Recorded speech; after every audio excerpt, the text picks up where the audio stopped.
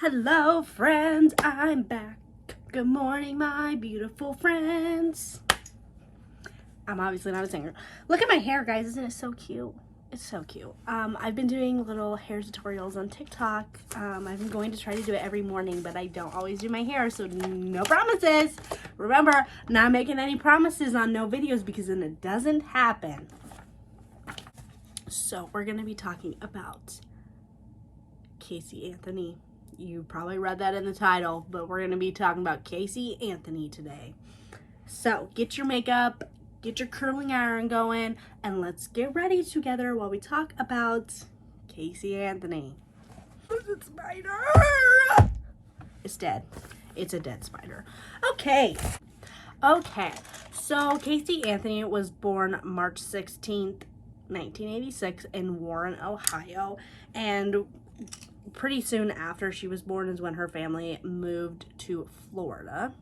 Her parents are Cindy and George Anthony, and she also has a brother named Lee. So the family moved to Orlando, Florida, and that's pretty much where she grew up. They moved pretty soon after Kaylee was born.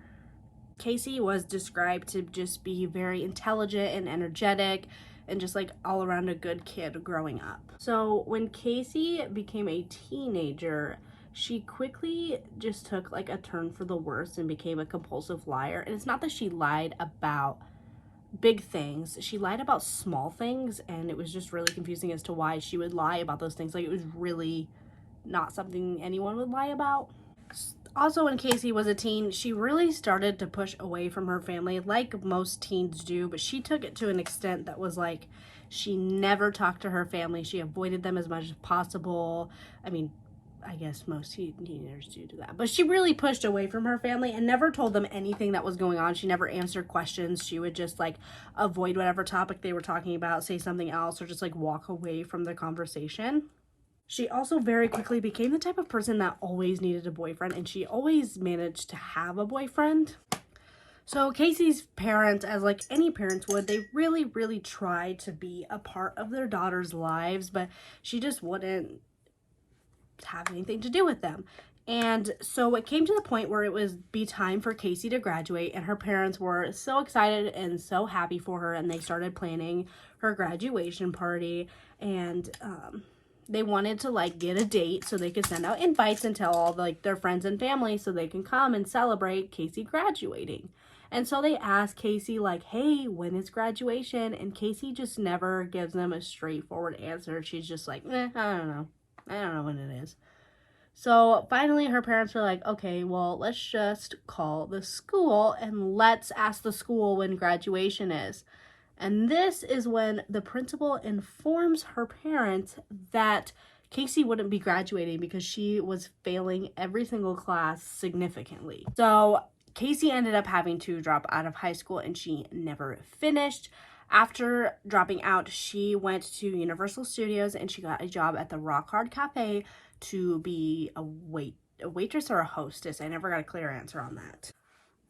And this was around 2005, and at this time, or 2004, she got that job. And then in 2005, she then met her boyfriend, Jesse, who she was very happy with, and she fell very quickly in love with him. So shortly after she meets her boyfriend, Casey finds out that she is pregnant, and she tells her friends that she doesn't want the baby, and when it's born, she's going to give it up for adoption. And Casey ends up hiding her pregnancy from her family for 7 months. And she's short and like petite and skinny if you look at photos of her. So it had to be very hard for her to hide it. And it was said that she wore a lot of baggy clothes, but like she never wore baggy clothes before that. So I don't know how no one knew something was up with her just randomly deciding like, I'm gonna wear an extra large shirt today. Just kind of weird to me. So when Casey finally has to tell her parents that she is pregnant, she tells them that she wants to give the baby up for adoption, and she doesn't want the baby because she doesn't want to give up the lifestyle that she has now, and she's young and she wants to have fun. This is when Casey's parents, they actually forbid her from being able to put the baby up for adoption. They would not allow that to happen. And Casey's parents wanted this to remain a secret, so they didn't even tell her brother. Like, they hid it from her brother up until a few days before she went into the hospital to give birth, and this really made him upset, and he didn't even end up going to visit in the hospital. Like, he just sat at home until the baby came home, and then he had to have a baby at home. Because her and her brother both lived at home after they graduated for quite some time, actually. So on August 9th, 2005, Casey gives birth to her daughter, Kaylee Marie Anthony. And it wasn't known at the time if her boyfriend then was the dad, but I have an August baby, and I got pregnant in December, so very clearly that's not the boyfriend's baby. Apparently people can't do math, but her parents never pushed her to figure out who the father was. They didn't care. They were just happy to have a grandbaby and to be in the grandbaby's life. So they never pushed her to like find out who the dad was or anything. There was a point where Casey told her mom that Kaylee's dad died in a horrific car accident and he was dead. That was just what Casey randomly told her mom one day. So New Year's Eve 2006, her and Jesse are still together, and Jesse decides to propose to Casey, and Casey is so happy, and of course she says yes, and she's so excited and ready to start wedding planning, and she loved Jesse. And it was also at this time when Casey hired Zanny the nanny. So when her parents asked about this Zanny the nanny, she said that some IT tech that she worked with at Orlando Studios, it was his ex-girlfriend, and that he was paying for Kaylee and his son to both go to this nanny. Like, she didn't have to pay for the nanny. This random guy that she worked with was going to pay for it. So then at this time as well, they decided to do a DNA test to see if Jesse was the dad, and it came back that he was not dad. This really hurt Jesse, but he wanted to make it work, and he put his whole heart forward and just didn't act like he wasn't Kaylee's dad. Like, he stepped in and just became this dad figure for Kaylee. So she still lived with her parents at this time, and Kaylee even had her own room there, and it was Winnie the Pooh themed. It was all decked out, and it was actually a really super cute room. You can like Google pictures and it'll pop up. It was a really cute Winnie the Pooh themed room. So they're engaged from January until May, and in May Jesse decides to call off their engagement because Casey is just not who she fell in love with, and that he said that her demeanor and everything just changed, and she just became like very snippy and erratic, and it was just not who he fell in love with, and he just wasn't happy anymore. So he called off the engagement, and Casey's devastated, but after a few months, she gets back out into the dating world, and she just starts to become this party girl, and she meets this aspiring DJ named Tony. And then Kaylee and Casey ended up spending a lot of time at his apartment throughout their little like dating rendezvous. A couple years go by and everyone's just doing fine and dandy, but Casey's still in like this party phase, and she's just kind of being a little ridiculous, and a heated argument sparks between the family on June 15th, 2008. Casey's just so mad, and she just tells her mom, I have to go on a work trip to Tampa, so I'm going to take Keely with me because I'm just mad. And she didn't want to come back, so she ended up packing like a fairly sized decent bag because she was just so upset. But she said, I'm taking Keely with me on this work trip, and Zanny the nanny is going to be there, so you don't have to worry about it. And then June 16th was the last day that Kaylee was ever seen alive. The work trip obviously wasn't real. Casey had just went to her boyfriend's apartment, and she was just partying every day, just having the time of her life. She never showed up there with Kaylee the day that she arrived there, which was June 16th. When people asked Casey, like, where is Kaylee? She just said, oh, she's with Zanny the nanny. That's all she would ever say. She's with Zanny the nanny. Casey stayed at her boyfriend's apartment for a month. And for a month, she told her family that Kaylee was with Zanny the nanny, or she wasn't home, or she was asleep. Like, she came up with excuses. So, Kaylee couldn't come to the phone when her grandma called her. And during this time, Casey participated in a sexy body contest, and she was just partying and drinking every night, and Kaylee was nowhere to ever be seen during this time. So Kaylee also never told her boyfriend where Kaylee was at this time. She just always said, oh, I already dropped her off with the nanny, or the nanny's just gonna keep her for a couple of days. Like, that's just what she kept going with, was she's with the nanny. Yep, she is. She posted a lot of photos on MySpace of her partying too, so there's proof of her partying non-stop. So Casey's parents, they actually gave her a car to like get to and from work and like get what she needed done. And so one day Kaylee goes and she has to go cash out this check. So she goes to a place where you like, you know, cash out checks. And her car is out of gas, and she realizes that if she calls a tow truck, it's going to take that entire check that she had just cashed out. So she decides to just abandon the car there. So the people in this like building that work there at the cash place, whatever, you know, give you your money, they see this car sitting there for a while, so they're like, all right, we got to get it off the lot. So they call a tow truck company and it gets towed, and the car is in George's and Cindy's name. So they obviously get a call, be like, hey, your car is here. And they're like, what in the hell? What do you mean my car is here? Like, she's supposed to have it, and she has her grandbaby. Like, it's what gets her around.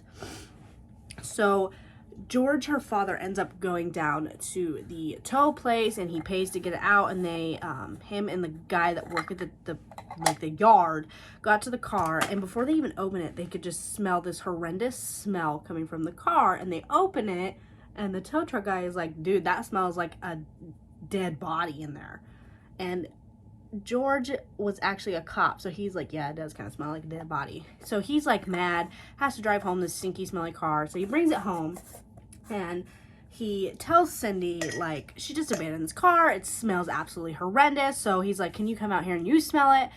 And Cindy's also agreed that the smell was horrible and it could have possibly been a dead body. They open the trunk, and the smell, that's like where the smell was, and it just like hits them, and woof. And there's a trash bag in there, and there is a rotting box of pizza covered in maggots in there.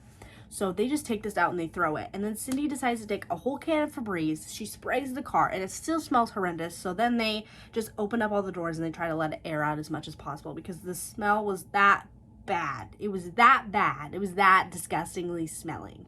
So at this point, Casey's parents, they just want answers. They want answers. They want to know where Kaylee is. They want to know why she's been gone for a month. They want to know why they won't talk to her. They want to know why she abandoned the car. They have all of these questions. So Cindy decides to go down to Kaylee's boyfriend's apartment, and she knocks on the door, and they let her right in, and they take her to the living room. And this is when Cindy sees just like a ton of drug paraphernalia, and she's like, what in the hell is happening? So she starts asking Casey, like, where's Kaylee? And Casey's like, she's with Zanny the nanny, like, you don't have to worry. And she's like, well, give me Zanny the nanny's phone number or address or something so I can go pick Kaylee up, because I miss her, and like, I just need to see that she is okay, because the way that things were looking, it wasn't looking too good. So Casey's mom, Cindy, just pretty much tells her, like, it's time to go home, and she drags her ass back home, as she should. You go, mama. Why is this not blending out? So she drags Kaylee's ass back home, and she calls the cops, and she is telling them, she calls 911, and she says, and I quote, I have someone here who I need to be arrested in my home, and I have a possible missing child. I have a 3-year-old who's been missing for a month. And the cops, like, they take their time on this. They don't really, like, hurry to get to the Anothony home. So Cindy's waiting for the police to arrive, and she overhears Lee, Casey's brother, and Casey having a conversation. And Casey says that she met Zanny at the park, and Zanny the nanny just took Kaylee, and at that point she refused to give her back, and she just had such a tight grip on her, and then she just ended up leaving with Kaylee and not giving Casey any idea where they were going. After hearing this, Cindy calls 911 again, and she says, and I quote, I told you my daughter has been missing for a month, and I just found her today, but I can't find my granddaughter. There's something seriously wrong. I found my daughter's car today, and it smells like a dead body in the damn car. So Cindy tries to get Casey on the phone to talk to the 911 dispatcher, and she just kept refusing, and then finally she gives in, And she tells the dispatcher, like, I know who has my daughter. Just the phone number is just disconnected. But she let her speak to Kaylee earlier that day, and Kaylee was fine. So the phone number is disconnected, but she called her that day and got to talk to Kaylee. That makes a lot of sense, doesn't it? Makes a lot of sense, doesn't it? So, talking to the 911 dispatcher, she goes ahead and she gives her the nanny's full name, which is Zenaida Gonzalez. She also told the dispatchers that on July 9th, she also talked to the nanny and that Kaylee was totally fine then too. And it's like July 15th at this point. Casey had also told her brother Lee that she was talking to the nanny through MySpace, like, every day, getting updates, and that she gave her directions on how to get Kaylee back, and she told her that she would get Kaylee back on Kaylee's birthday, which is August 9th. So the police arrive, and they're like, can you, like, take us to where Kaylee could possibly be? Like, where is the nanny's house? Casey ends up taking them to 3 different places. Like, she's just running them in circles. So finally they get to the Seagrass apartments, and she points to this one apartment. So the police are like, okay, let's go, like, get security cameras, see who's living in that apartment. And the apartment complex guy ends up telling them, like, no one's lived in that apartment since March. So they pretty much know Casey is lying already, just lying out of her ass. So they go back to the Casey Anthony home, and they're like, okay, well, we need you to give us a description of this Zanny the nanny. That she's 5'7", 140 pounds. She had black hair. She was from New York, and she moved there because she wanted to go to college for the University of Florida. So they end up, they know Casey is lying. So they just immediately just start looking into where Casey works. So they figure out very quickly that she does not actually work at Universal. She said at this time she worked as an event coordinator at Universal Studios.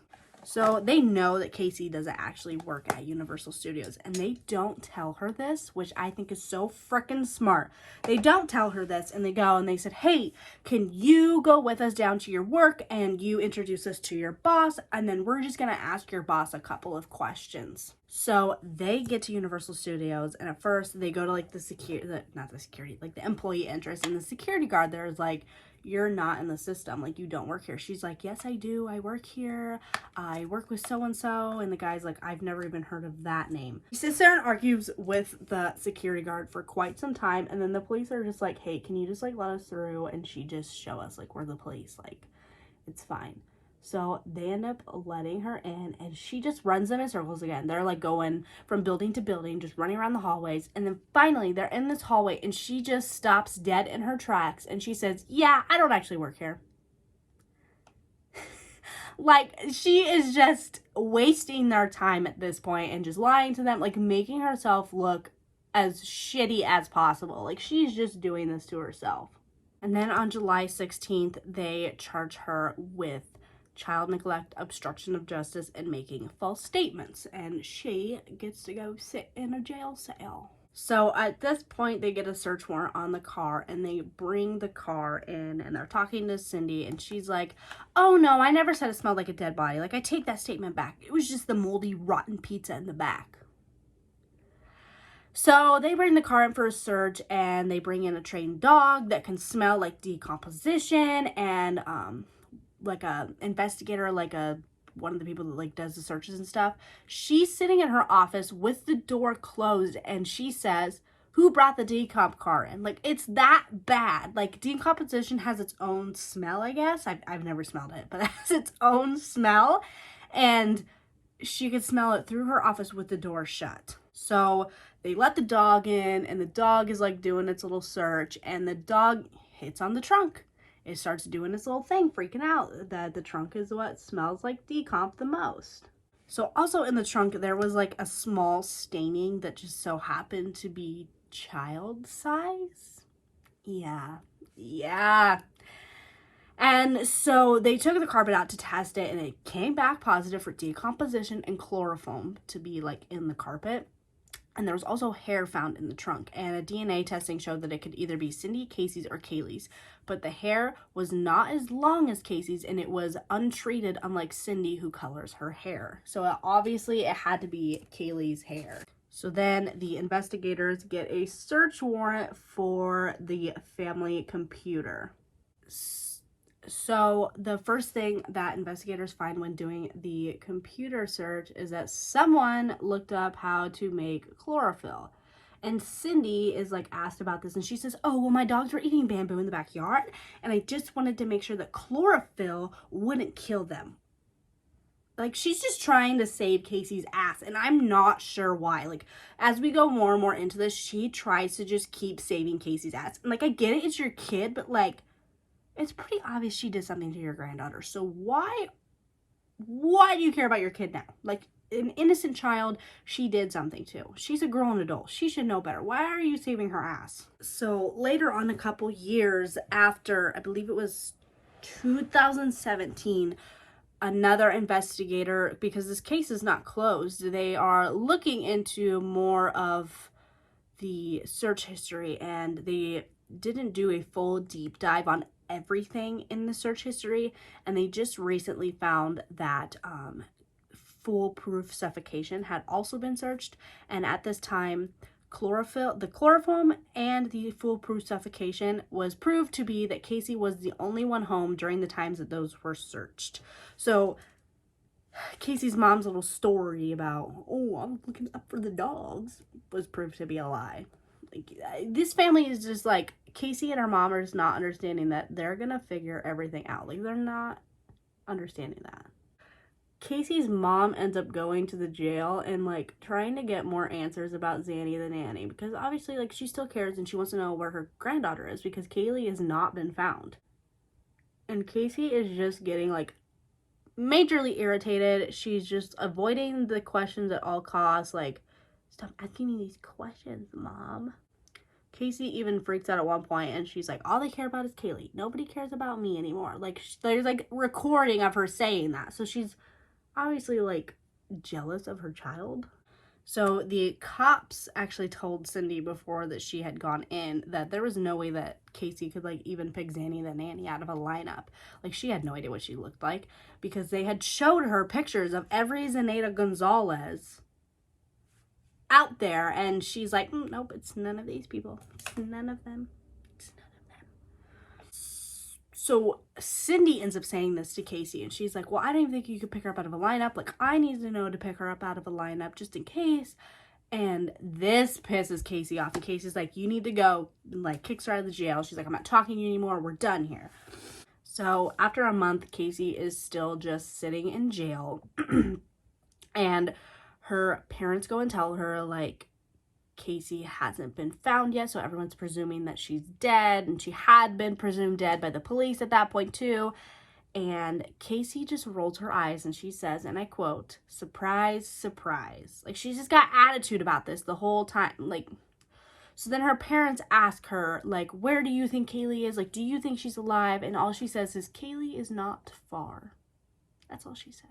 Kaylee is not far. So then Casey hires a new lawyer. She had not been on bond yet. Like, they weren't giving her a bond to, like, get out. So Casey gets a new lawyer, and this lawyer writes a letter to the sheriff's office saying, like, Casey's willing to start working with law enforcement. Like, she's not gonna lie anymore. She's gonna work with them, and she's gonna help them. So then her bond gets set for $500,000, in which mommy and daddy paid for and got her out, but she had to wear, like, an electric monitor to make sure that she wasn't, like, trying to flee, because this is an open investigation. So Casey goes home, and then on August 29th, she then gets arrested for forgery.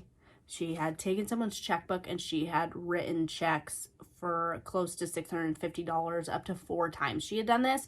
And then again, she was given a $500,000 bond that mommy and daddy paid for, and they brought her back home.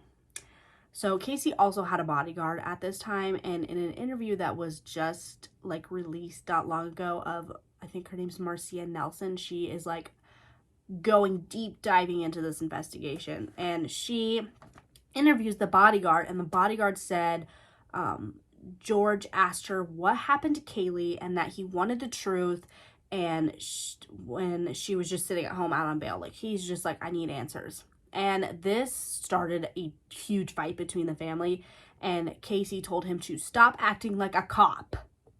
Stop acting like a cop, Dad.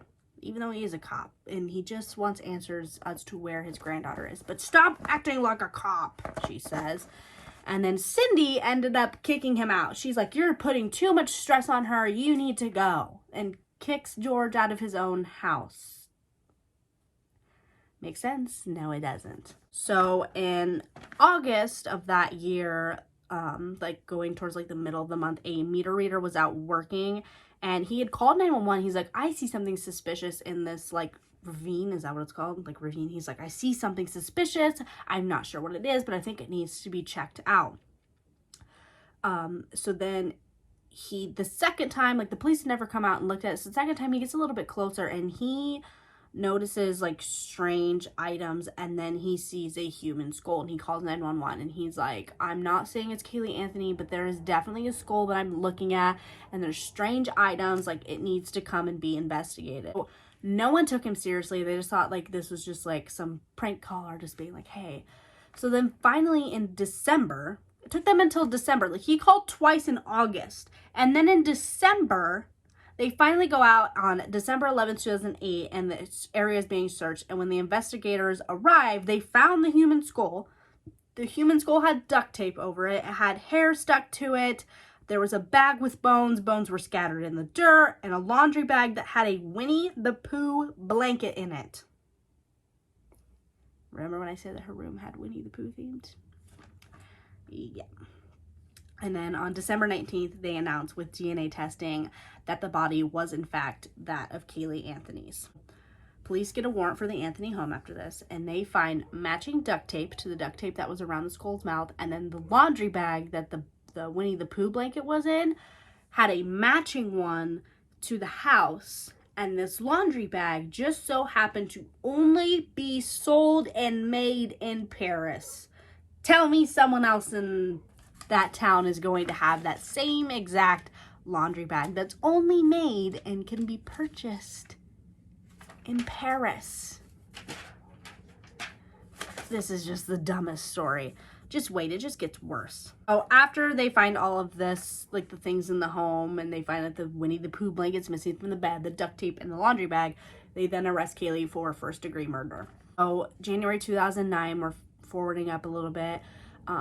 George is still like kicked out, like not talking to his wife because she had just kind of taken Casey's side, and it was really hard for him. So he's staying in a hotel room, and he's not doing well mentally. So someone calls for a wellness check on him, and the police arrive, and they find George's suicide note, and it says, and I quote, "Caylee, here I come," at the end of the letter.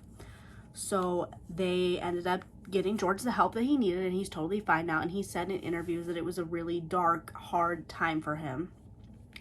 So now we're going to flash forward to May 24th, 2011. So for the trial, Cindy and George were not to be in the courtroom. There's like a lot of rules to like who can be in the courtroom and who cannot. I think it was because they weren't witnesses, but because they were grandparents, they could be in the courtroom. And they kind of like came to a happy medium with this because they were kind of witnesses and they were the grandparents. They told them that they just cannot absolutely show any emotion in the courtroom, and they agreed, which was very hard for them to not be able to show any emotion, especially when you're talking about the death of your grandchild, like, you know. And when we get into this, like, not showing emotion, you're gonna be like, how the hell did they do that? Because Casey's a crazy biatch. So Katie took the stand, and she has this just sob story, right? Because why wouldn't she? Why wouldn't she? She says that when she was 8 years old, her father molested her, and this is where she learned to lie, and she learned to lie very quickly. But then George takes the stand, he's like, I never molested my daughter. Like, where the hell did this come from? Like, he's confused. Like, imagine having to sit there in the courtroom, and you cannot show any emotion, which he got a lot of backlash for this too. Your daughter being like, my dad molested me, and being like, what the hell? No, I did not. I did not molest you. Like, I would never do that. And so Casey's defense team is like, well, we have proof that he did because they never took her to a gynecologist until she was 7 months pregnant. I'm not sure how that's proof. I'm I'm not quite sure how that one's proof, but okay, go off. But then Casey's defense team says that Kaylee drowned while Cindy was at work. They claim that George and Casey were at home and George found Kaylee because they were searching for her. They had no idea where she went, and that George looked at her and said, "Your mother will never forgive you." And then George apparently helped Casey wrap her in plastic and dispose of her body. Like, they're just trying to pin this all on poor George, who is just sitting in the courtroom like, what the hell is happening? So the prosecution begins telling what they believe happened to Kaylee, and they say excuse me, they say that Casey used chloroform, which she used to knock Kaylee out, and then she used the duct tape to block her airways so she couldn't breathe. She wrapped Kaylee in her favorite blanket, and then she went to her boyfriend's, and then the next day she disposed of Kaylee's body.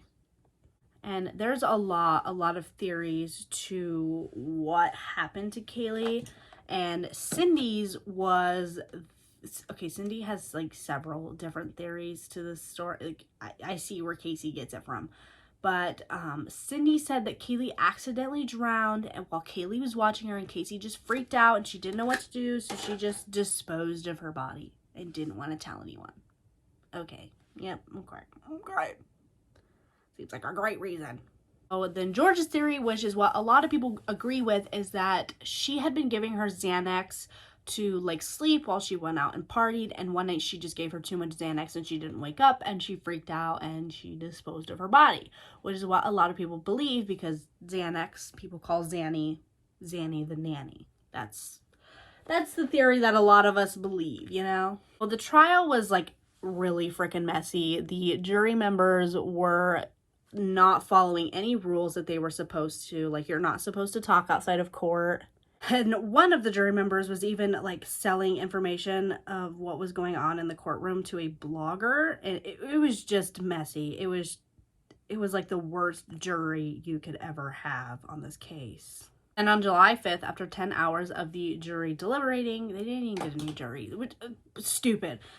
So the jury is deliberating, and they come back with a verdict, and they say that Casey is not guilty. Not guilty! Not guilty. You heard that right. Not guilty. Stupid. The dumbest thing I've ever heard. But she is guilty and convicted of 4 misdemeanors. She owes $11,000 in fines, and she has to do 1 year in prison. But since she had been sitting in jail this whole time, they gave her credit. They gave her credit for jail time. So then she was just released on July 17th of 2011. And it's July 5th when this happens. Yeah, this is the dumbest thing I've ever heard. After court, Casey ends up filing for bankruptcy twice. Not once, twice. And she can't, pay her lawyer back, obviously, because she's poor. So she paid her lawyers back in sexual favors. People had said that they even accidentally walked in, and Kaylee was just naked in the attorney's office, just doing the deed to pay off her bill. He made her a free woman with the worst story I've ever heard in my entire life. So since then, Kaylee did an interview in 2017, and she again switched up her story. Again, switched her story. It was not even the same story that she told in court. I don't know how she got away with this. I don't know how the jury was just like, oh yeah, she's innocent. She's innocent. Yeah. Y'all aren't even innocent. Y'all weren't even supposed to talk about the case outside of court. This story just infuriates me, and infuriates a lot of people. So I do think that now, a big thing with the case was that now they found this foolproof suffocation to be hidden in the deleted files of their, web browser. That would have been a huge thing for this case, but it just wasn't found. So Cindy and George, they also did an interview in 2017. This truck makes me angry every day. But they did an interview as well, and Cindy then says that Casey has seizures and that Kaylee passed away during, this is another one of her theories, that Kaylee passed away while Casey was having a seizure. So then, actually a really, really funny story. So this is actually recent, like it was actually just May 2021, a romantic rival. So Casey starts dating again, I guess, after all these years. And her and this girl are dating this guy at the same time. And this girl shows up to the bar that Kaylee's at in West Palm Beach. And she throws a drink in Kaylee's face. And Kaylee is like, not Kaylee, Casey. Oh my God. I'm so sorry. I'm so sorry, Kaylee. So Casey gets this drink thrown in her face. And she's like trying to make people feel bad for her. But people like know who she is. And they're like, I don't feel bad for you at all. And Casey, why do they all have C names? Cindy, Kaylee, Casey? Why do they do that? Why do people do that? Why? I'm getting confused here. I've been talking too much. But she calls the police and she says, and I quote, "I'm still wet. I got a drink thrown at me. This girl has been harassing me for a while," end quote. And there's actually a video of this like all happening, and you can Google it. It's like the most hilarious thing ever. Like, it was well deserved. Like, she deserves way worse, but it was like well deserved. Casey also says that she, in the interview in 2007-8, that she's 2017, that she's writing a book and her goal is to become a private investigator, because after all of this and seeing the inside scoop, she would just make a great private investigator. Yep. That's the story of the worst mom in America. I hope you guys liked this. Comment what you think, your theory is in this whole story. If you think that she was guilty or not. Let me know how you feel. Like, do we feel the same way? Like, do we feel that this woman deserves to rot? Because that's just kind of how I feel. She should be sitting in a prison cell right now, but she's not. She's not. Yeah, so subscribe, like this video, share it with your friends. Yeah. Okay? Peace out, guys.